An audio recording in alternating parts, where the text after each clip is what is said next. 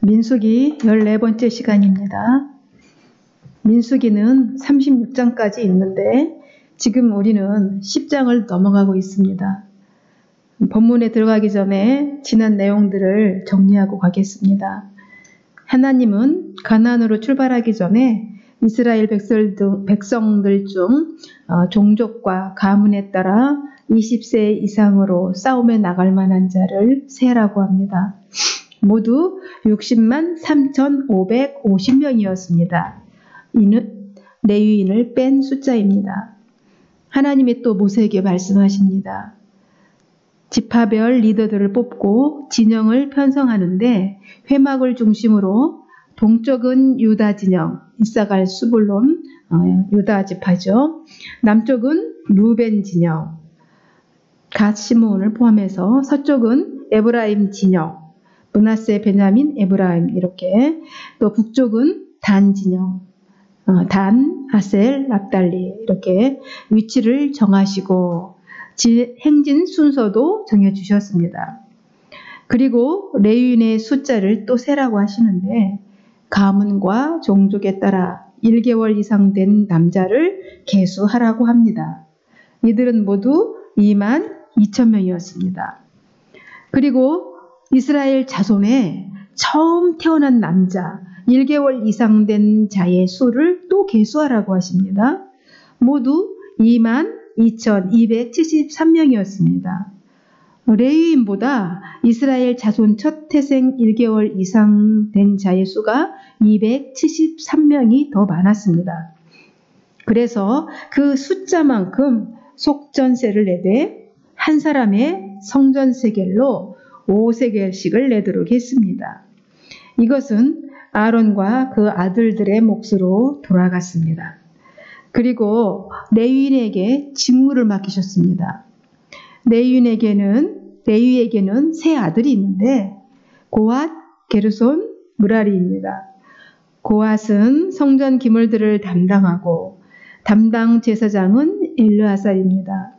게르손은 천막들을 담당했어요. 담당 제사장은 이다말이었고 므라리는 무거운 것을 담당했고 담당 제사장은 역시 이다말입니다. 이들의 성전 복무 기간은 30세에서 50세였는데 이들의 숫자를 또 세라고 했는데 8,580명이었습니다.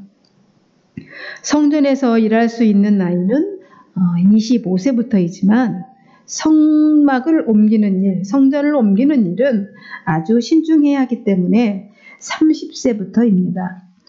하나님은 왜 이렇게 지루하게 숫자를 세라고 하시는 것일까요?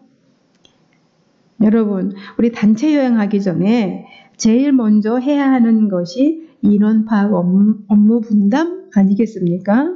아주 중요한 일이죠. 출발하기 전에.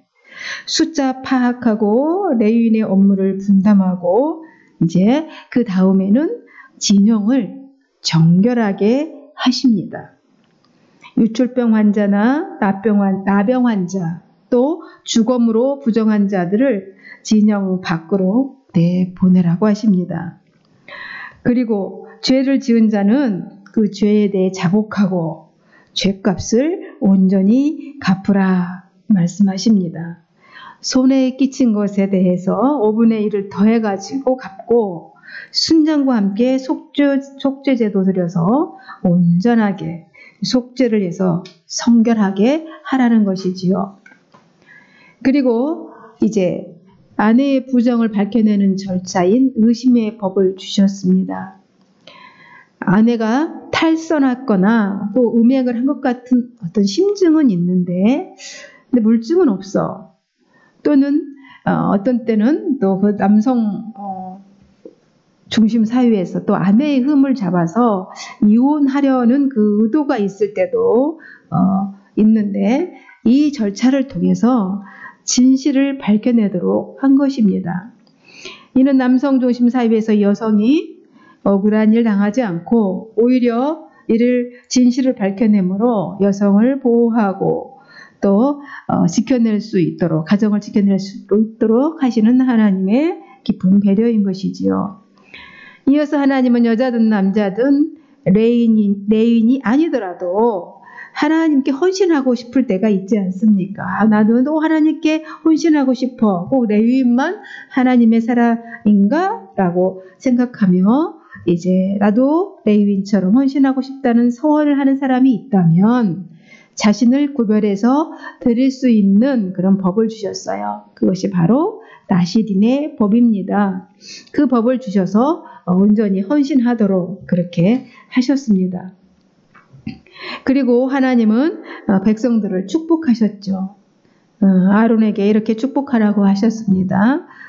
민수기 6장 24절에서 26절까지 여호와는 내게 복을 주시고 너를 지키시기를 원하며 여호와는 그의 얼굴을 내게 비추사 은혜 베푸시기를 원하며 여호와는 그 얼굴을 내게로 향하여 드사 평강 주시기를 원하노라. 하나님은 이렇게 기도문까지 일러주시는 얼마나 사랑 많으시고 자상하시고 복 주시기를 간절히 원하시는지를 알게 됩니다. 그리고 갑자기 이제 성막 봉헌을 드리는 장면이 나옵니다. 이 7장 8절에서 나오는데 7장 8장에서 출애굽기 40장에 배치돼야 할 것 같은데 이 흐름에 맞지 않게 민수기에 끼워 넣었죠. 이는 너무나 중요한 6월절이 이야기가 있기 때문에 그런 것 같습니다. 6월절 이야기를 하기 위해서 이거를 이제 이 부분에 배치를 시킨 것 같습니다. 성막이 언제 완성되었냐면 출애굽한 지 2년째 되던 해 1월 1일에 완성되었습니다. 그날에 드려진 이 봉헌 예물들을 지금 소개하고 있습니다. 그날에 12지파 족장들이 하나님께서 명령하지도 않았는데 자발적으로 회막 봉사에 쓸 소와 수레들을 헌물했습니다. 이 헌물들은 성막을 옮기는데 아주 기묘한 것들이지요. 천이나 이런 어떤 기물들이 굉장히 무겁잖아요. 기둥이나 이제 이것들을 이제 수레에 이제 소를 이용해서 옮길 수 있도록 이렇게 아주 기묘한 것들을 헌물했던 것이죠. 또 이 리더들은 봉헌을 드렸어요. 근데 하루에 한 사람씩 드리라고 하셔가지고 하루에 한 사람씩 12일 동안 예물을 드렸습니다. 하루는 유다지파, 하루는 또 시므온 족파, 하루는 유다지파 이렇게 또 이렇게 갔던 것이지요. 12일 동안 예물을 그렇게 드렸습니다. 그리고 아론에게 명령하시기를 이제 등불이 성막 안에 등불을 켜는데 등불을 어디를 향해서 항상 앞을 향해서 비춰라. 이렇게 맞은편에 있는 떡상을 향해서 비추도록 하셨습니다. 그것은 생명의 떡인 예수 그리스도를 비추라는 상징적인 의미이기도 합니다. 성령의 빛을 생명의 떡인 예수 그리스도를 비추게 해서 드러나는 상징적인 의미인 것이죠. 그리고 레위인을 정결하게 하고 레위인을 대신할 제물로 요제로 드리고 레위인을 그렇게 구별하도록 하셨습니다. 이때 이렇게 드려진 예물들은 모두 제사장 몫으로 돌아갔습니다. 그리고 이제 유월절을 지키라 말씀하십니다. 유월절은 1월 14일입니다. 그러니까 성막 짓고 12일간 이렇게 리더들이 제사 드리고 이제 14일에 유월절을 지키라는 것이죠. 이 얼마나 감격스럽고 설레는 유월절이었겠습니까? 하나님이 주신 설계도대로 성막이 완성되었고 이제 각 지파 리더들은 은혜가 충만해져서 자발적으로 봉헌하고 이제 구원의 날을 상기하며 거룩한 절기를 지키니 벅찬 감동이 있는 그런 유월절이 아니었겠습니까? 그런데 이 기쁨과 감동의 절기를 함께 누리지 못한 사람들이 있었습니다. 시체를 접촉한 자들이었는데요. 바로 아론의 아들들인 나답과 아비후를 장사하고 온 아론의 사촌들이었죠. 아론의 아들 나답과 아비후가 왜 죽었습니까? 다른 불로, 주님이 명령하지 않은 불로 예배하다가 불에 살라서 죽었지 않습니까? 그들의 시체를 누가 처리했느냐면 아론의 사촌들이었습니다. 이제 그들은 2월절에 참여하지 못하니까 이제 모세에게 어찌 우리는 6월절 예물도 못 드리게 하십니까? 해야 됩니까? 라고 항의를 하게 됩니다. 그러자 영도자 이 모세도 참 당황했을 것입니다. 이때 어찌 해야 할지 잘 몰랐습니다. 그래서 그들에게 잠시 기다리라. 내가 하나님께 묻고 답해 주겠다. 이렇게 말합니다. 그랬더니 하나님께서 이제 말씀해 주십니다. 한 달 후에 6월절을 지키도록 해라. 이렇게 그들을 배려해 주시고 계십니다. 시체로 말미암아 부정한 자나 혹시 먼 여행에 있어 못 지키게 된 사람들은 이 두 번째 6월절을 지키도록 배려하신 것입니다. 하나님이 완고하신 분이 아니라 이렇게 융통성 있게 세밀하게 꼼꼼히 살피시고 배려하시는 분이시라는 것을 오늘 또 이 장면을 보면서 또 깨닫게 됩니다. 그러나 아무런 이유 없이 그냥 안 지킨 사람도 있습니다. 그 사람들에 대해서는 아주 뭐라고 했습니까? 아주 무서운 형벌이 내려졌습니다. 자기 죄를 스스로 담당하고 백성 중에서 끊어지리니 그러셨어요. 그러니까 아직 자기가 시체를 만지는 어떤 부정한 것도 아니고 먼 일이 있어서 부득이한 경우도 아니고 지킬 수 있음에도 6월절을 지키지 않는 자들은 이렇게 백성 중에서 끊어지는 징벌을 받게 된다는 것이지요. 그리고 하나님은 그들을 어떻게 인도하였는지 말씀하십니다. 낮에는 구름이 덮어 시원하게 하시고 밤에는 불 모양 같은 것으로 따뜻하게 해주시면서 그들을 보호하시고 인도해 주셨던 것입니다. 구름이 성막 위에 떠오르면 행진하고 구름이 머무르면 진을 쳤습니다. 이제 구름 내비게이션을 통해서 하나님이 그렇게 인도하셨고 앞으로도 그렇게 할 것이라는 말씀이지요. 이제 출발 준비가 다 되었습니다. 그런데 하나님이 또 모세에게 말씀하십니다. 하나님이 길을 인도 다 하시지만 이제 사람이 해야 할 일이 남아 있다는 것입니다. 그것은 바로 은나팔을 만들라고 하십니다. 그것으로 이제 회중을 통솔하라는 것입니다. 하나님은 사람을 사용해서 일하시지요. 우리 없이 독자적으로 혼자 일하시지 않으십니다. 지금 광야에 250만이 넘는 사람들이 있습니다. 이제 그들을 데리고 이제 이동해야 합니다. 그 광야길을 그것도 그 사람들을 데리고 이동하려면 그들을 통제할 어떤 수단이 필요하지 않겠습니까? 그래서 하나님께서 나팔 신호를 따라 혼란 없이 그들을 통솔할 수 있도록 오늘 나팔을 만들라 하시는 것입니다. 이제 드디어 늦은 6월절을 2월 14일에 지키고 7일간 이제 무교절을 지킨 후 20일에 2월 20일에 드디어 출발을 합니다. 드디어 가나안 여정이 시작되었습니다. 이제 행진 순서가 어떻게 됩니까?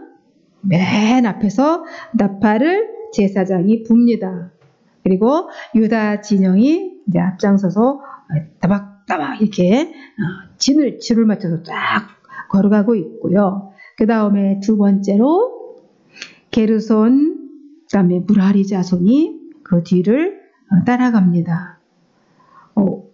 왜 중요한 고핫 자손이 먼저 안 가고 이 게르손과 무라리 자손이 먼저 갑니까? 그죠? 왜냐하면 고핫 자손이 뭘 담당했죠? 성전 기구들을 담당했고 게르손은 천을 담당했고 무라리 자손은 무거운 기둥이나 널판을 담당했습니다. 그러니까 그들이 먼저 천을 치고 기둥을 세우고 천막을 친 다음에 이제 고앗, 성물, 언약궤나 이런 안에 성막 안에 들어갈 것들이 들어가야 되잖아요. 그래서 이 먼저 출발을 시킨 것입니다. 그리고 이제 세 번째 루벤 진영이 그 뒤를 따라갑니다. 그리고 그 뒤에 법궤와 이제 성전 기물 담당한 고앗 자손이 따라가고 그 뒤에 이제 에브라임 지파 서쪽 진영에 있던 에브라임 진영이 그 다음에 맨 마지막에 누가 단 진영이 이제 그 뒤를 따라서 일사불란하게 대장정이 이제 행진을 하게 되는 것입니다.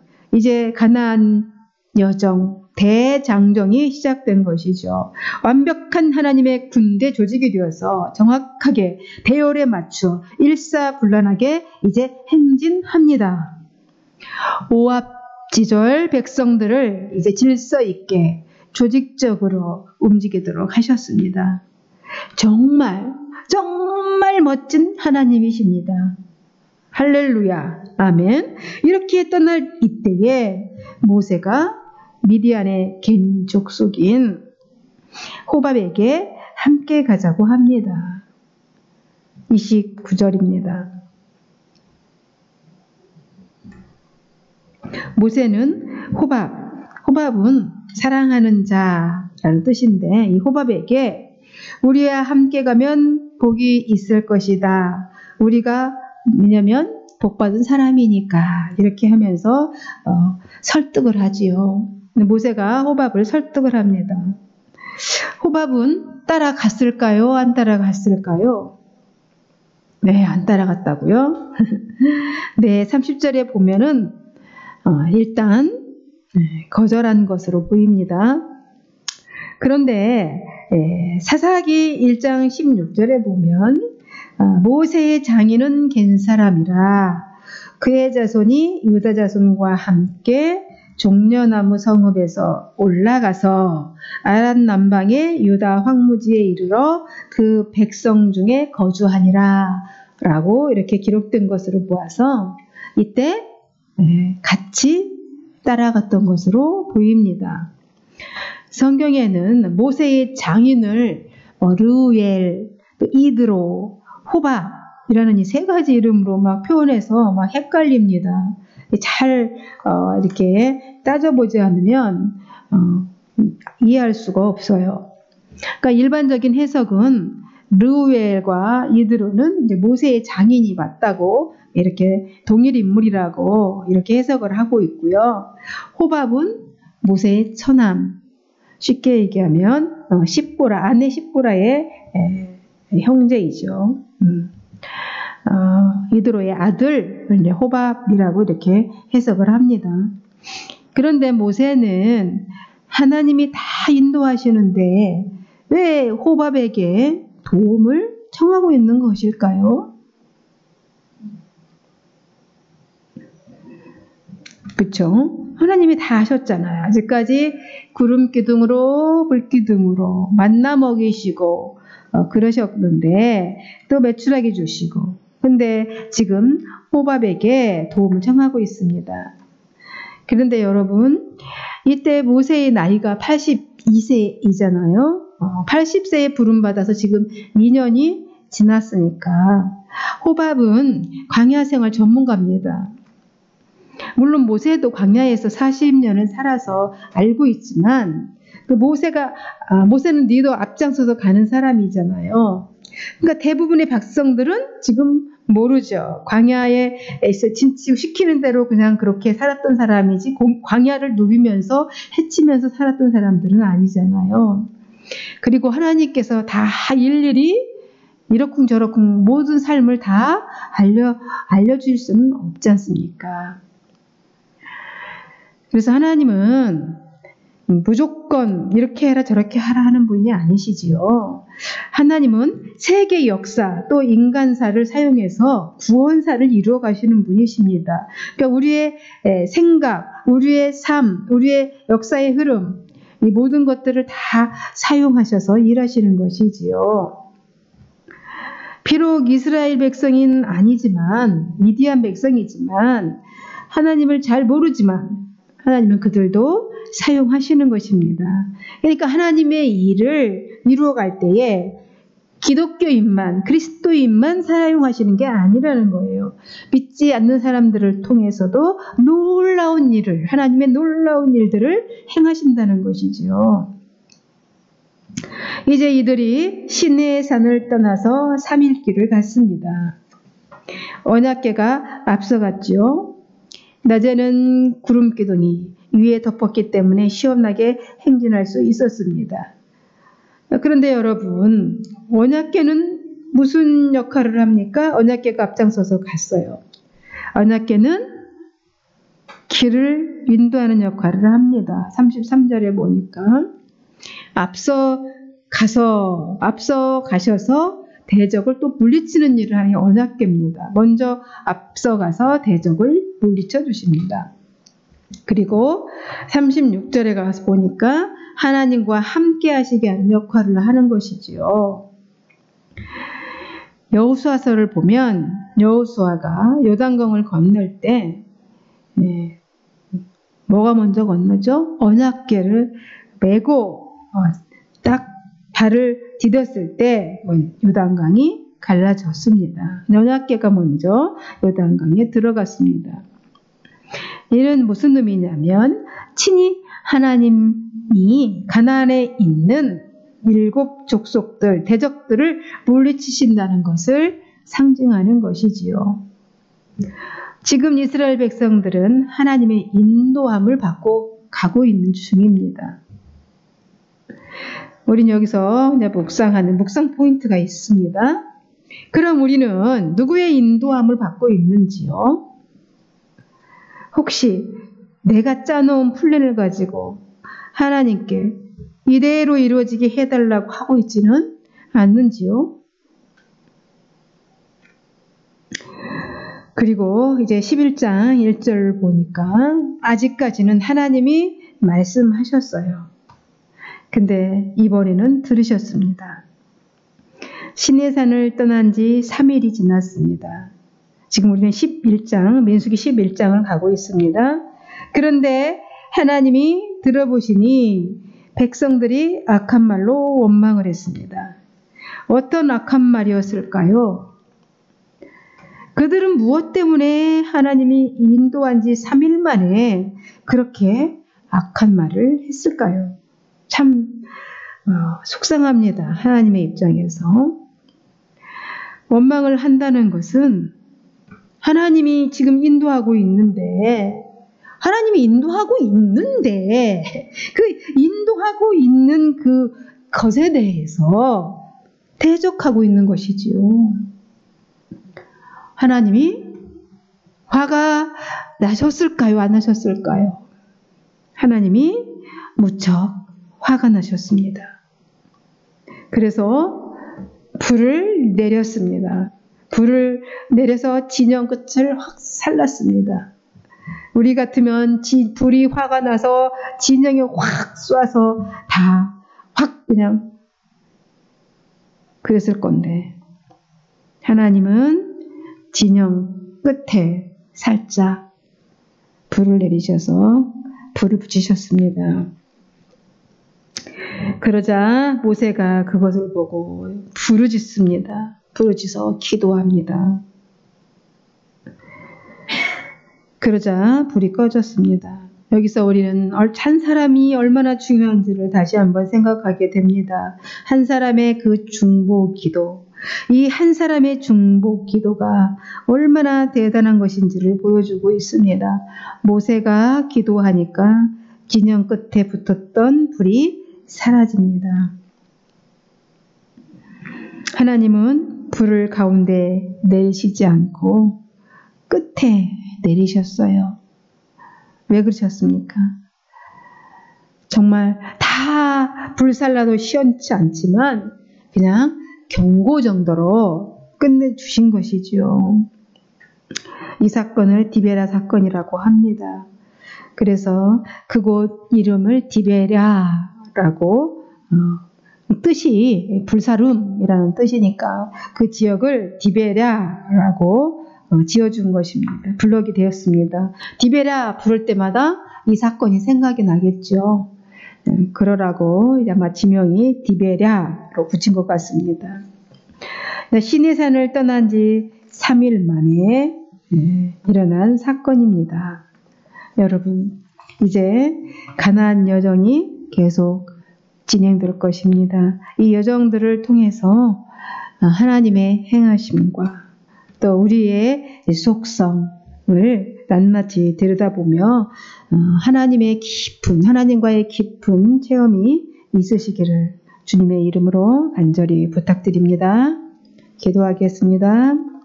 하나님 감사합니다. 오늘도 변함없이 우리를 사랑하여 주시고 끊임없이 저희를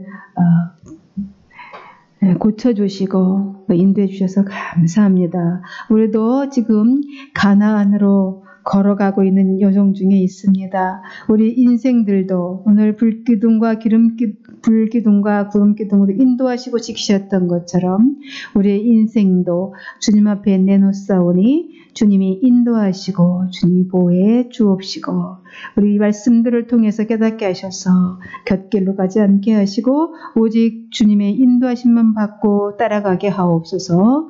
예수님의 이름으로 기도하옵나이다. 아멘.